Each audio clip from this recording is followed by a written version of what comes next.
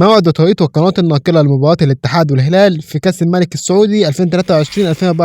بس قبل ما نبدأ صلي على النبي واعمل لايك واشتراك في القناة. على طول كلاسيكو الكرة السعودية بين الهلال والاتحاد بيكون مختلف عن باقي الماتشات، خصوصا بعد الصفقات اللي غيرت الدوري السعودي 180 درجة. مهما كانت حالة الفريقين صعب قوي نتوقع مين اللي هيكسب، الاتحاد ولا الهلال، خصوصا ان الماتش في نص نهائي كأس الملك السعودي. واخر 5 ماتشات بين الاتحاد والهلال، الهلال بالعلامة الكاملة كسب ال5 ماتشات، ماتشين في دوري روشن السعودي وماتشين في دوري ابطال اسيا، واخر ماتش كان نهائي السوبر السعودي اللي خلص برضه بفوز الهلال 4-1 على الاتحاد. كاس الملك السعودي هو الامل الوحيد للاتحاد عشان ما يطلعش من الموسم ده من غير ولا بطوله، والهلال هو كمان عايز يكتسح كل البطولات عشان يبقى واخد الدوري والسوبر والكاس بعد الخروج من دوري ابطال اسيا في ماتش العين الاماراتي. بيستضيف ملعب الجوهره كلاسيكو الكره السعوديه بين الهلال والاتحاد يوم الثلاث 30/4/2024 في تمام الساعه 9 مساء بتوقيت مصر والسعوديه. قنوات الناقله لمباراه الهلال والاتحاد في نصف نهائي كاس الملك السعودي قناه SSC السعوديه، ومعلق المباراه هو فارس عوض. ما تنساش بقى تتوقع مين هيتاهل لنهائي كاس الملك السعودي، واعمل لايك واشتراك في القناه عشان تشوف كل الفيديوهات الجديده.